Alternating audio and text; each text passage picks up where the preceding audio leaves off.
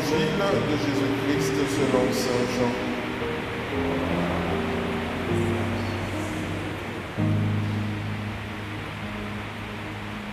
En ce temps-là, Jésus parcourait la Galilée. Il ne voulait pas parcourir la Judée, car les Juifs cherchaient à le tuer. La fête juive des Tentes était proche. Lorsque ses frères furent montés à Jérusalem pour la fête, il y monta lui aussi, non pas ostensiblement, mais en secret. On était déjà au milieu de la semaine de la fête, quand Jésus monta au temple, et là, il enseignait. Quelques habitants de Jérusalem disaient alors, « N'est-ce pas celui qu'on cherche à tuer? Le voilà qui parle ouvertement, et personne ne lui dit rien. Nos chefs auraient-ils vraiment reconnu que c'est lui le Christ? Mais lui, nous savons d'où il est. Or, le Christ, quand il viendra, personne ne saura d'où il est. » Jésus, qui enseignait dans le temple, s'écria, « Vous me connaissez et vous savez d'où je suis? Je ne suis pas venu de moi-même, mais il est véridique celui qui m'a envoyé, lui que vous ne connaissez pas. Moi, je le connais parce que je viens d'auprès de lui et c'est lui qui m'a envoyé. » On cherchait à l'arrêter, mais personne ne mit la main sur lui parce que son heure n'était pas encore venue. Acclamons la parole de Dieu.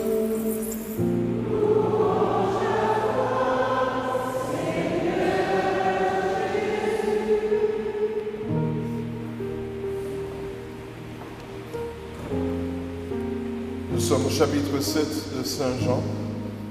Les jours passent, frères et sœurs, et nous approchons des fêtes du Tridium pascal et du Pâques. Et donc en s'approchant, nous voyons bien qu'il y a une tension. Elle est palpable. On cherche à tuer Jésus. Ça ne doit pas être évident. On peut se mettre à la place de Jésus. Des gens cherchent à nous tuer. Pas seulement des gens disent du mal de nous, mais des gens cherchent à nous tuer. Et Jésus est le Verbe éternel. On cherche à tuer Dieu, c'est très particulier, très pénible comme situation.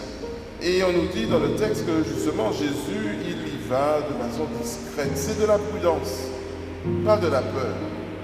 Et de la prudence parce que ce n'est pas encore le temps de Dieu. Et regardez la fin du passage, on cherche à mettre la main sur lui, mais ce n'est pas encore l'heure venue. Ce n'est pas le moment où le Fils de l'homme donnera sa vie. On devra attendre, si je peux dire. Voilà qu'il y a une question importante dans ce passage. Parce que les gens disent, mais est-ce que les chefs finalement se sont convertis? Est-ce qu'ils se disent que finalement ce Jésus est vraiment Fils de Dieu comme il le prétend? Mais nous connaissons, nous savons d'où il est. Et Jésus pose une question aux Juifs. Et c'est la même question pour nous aujourd'hui. Vous me connaissez et vous savez d'où je suis? Elle est terrible cette question. Frères et sœurs, on a tous l'impression de connaître Dieu.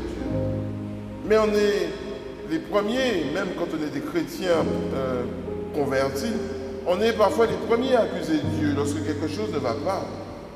Qu'est-ce que je t'ai fait, Seigneur? Pourquoi tu permets tant de drames dans ma vie?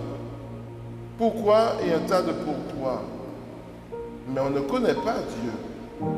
Dieu qui nous dit justement qu'il est là à la colère et il suffit de se regarder. Nous sommes à l'image, à la ressemblance du Seigneur.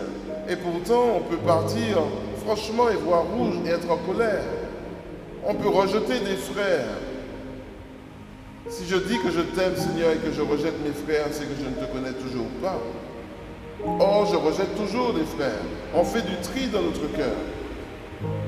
Alors, est-ce qu'on connaît Dieu? Est-ce qu'on passe du temps avec lui? La miséricorde est un très beau mot, par exemple, mais est-ce qu'on comprend le sens même de l'amour? L'amour se donne en permanence. L'amour est pardon, il n'y a pas justement de vie sans pardon et nous avons besoin du pardon. Et pourquoi notre cœur se ferme? Et parfois, justement, on est tellement orgueilleux qu'on ne comprend pas la miséricorde de Dieu sur nos ennemis. Et d'ailleurs, Jésus nous dit que nous n'avons pas d'ennemis, puisqu'il nous demande d'aimer nos ennemis. Frères et sœurs, je pense qu'aujourd'hui, en ce beau vendredi, avec cette pluie qui est là, juste histoire de nous rafraîchir un petit peu, de nous dire justement, mais est-ce que je te connais, Seigneur, et comment je te connais? Même dans l'Eucharistie, je peux être juste un habitué.